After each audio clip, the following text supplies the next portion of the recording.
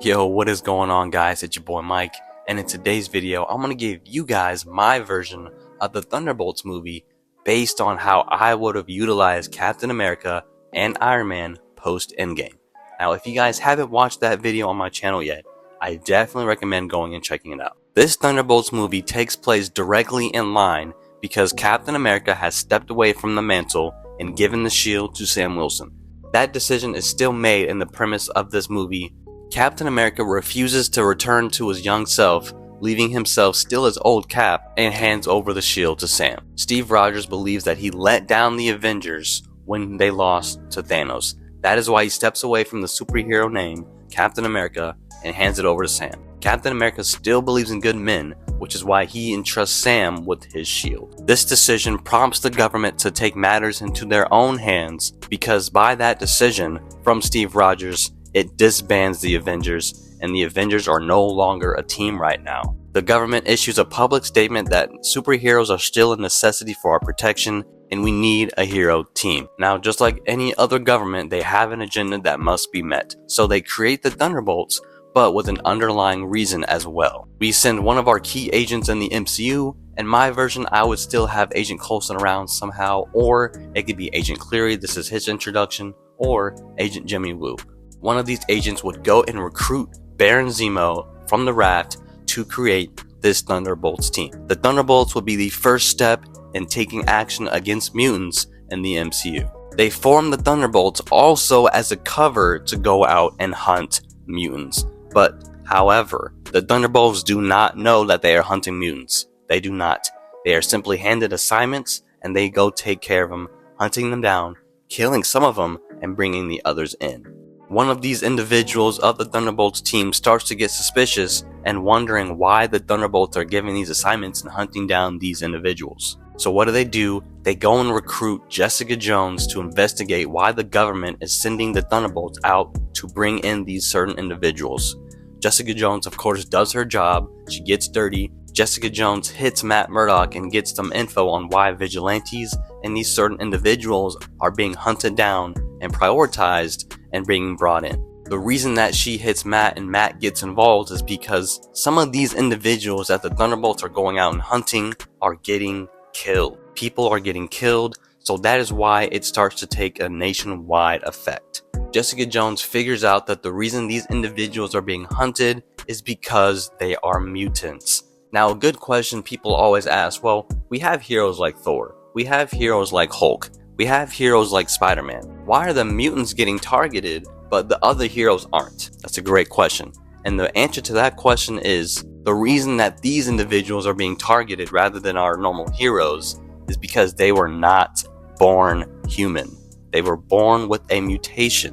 And that is what causes a public outcry for these people to get hunted down and taken in. The public notion is that they were not born like us. They deserve to be in prison. You know, all the nasty things that you can think of, right? The public calls for action for these individuals to be targeted and brought in because they are not born like the heroes that we love. They were born with mutant powers. They were born with a mutation and they are not human. And this is what creates the divide between mutants and heroes. Do you see how much is written in the stuff that they could have done with this movie? This movie could have been so rich of that morally gray, what is right, what is wrong. Do we bring these people in because they're different, or do we leave them alone because they're also people, but also there's that one group of people that feel like they aren't humans because they weren't born like us. This is also what ignites and starts the fire for the Superhero Registration Act, and that this can also lead into a civil war too by creating that risk of characters who want to go out and do right by the superhero justice and doing the right thing, but also characters who know they shouldn't be out doing this against the law. Just like Civil War, but on now this is a much larger scale. And that once the Thunderbolts realize what they're doing and the cause that they're being created and going out and hunting these individuals, they go on the run.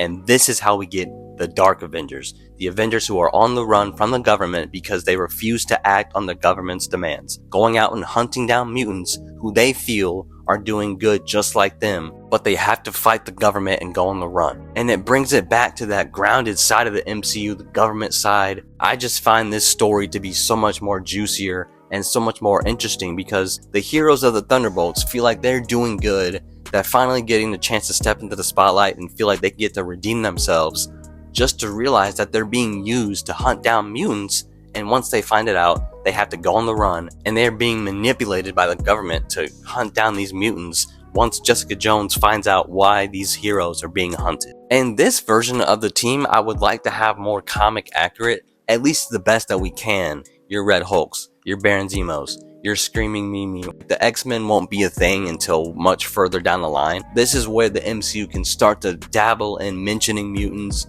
mentioning certain heroes that are in that world of mutants and stuff like that. And we can have some of the heroes retreat back to Madripoor. We can have some heroes run to New York. Guys, this is basically my pitch, my idea, my version of what I would have had the Thunderbolts movie be. I feel like this version of the movie would have been so intriguing and so fascinating to watch, like all this unfold of a group of heroes looking to redeem themselves, only to have realized that they are hunting down innocent people in their eyes with a criminal history, only to have realized that they're being manipulated by the government. And by doing that, and once they realize that, they go on the run from the government. One of the videos that I have lined up is how the She-Hulk show can play right off of this movie, because She-Hulk has to defend some of these vigilantes. They're trying to do good, and they're putting their lives on the line every night, trying to make the streets a better place, trying to make the world a better place by getting crime off the streets. However, those vigilantes are acting against the law of the government, so they cannot do that. But She-Hulk is stuck in the middle. Guys, I'm telling you, like the She-Hulk show could have been so great. Yeah, this is basically what my version of the Thunderbolts movie would have been. And I do want to preface this video by saying I actually like the Thunderbolts movie that we actually did get. And here's the reason too.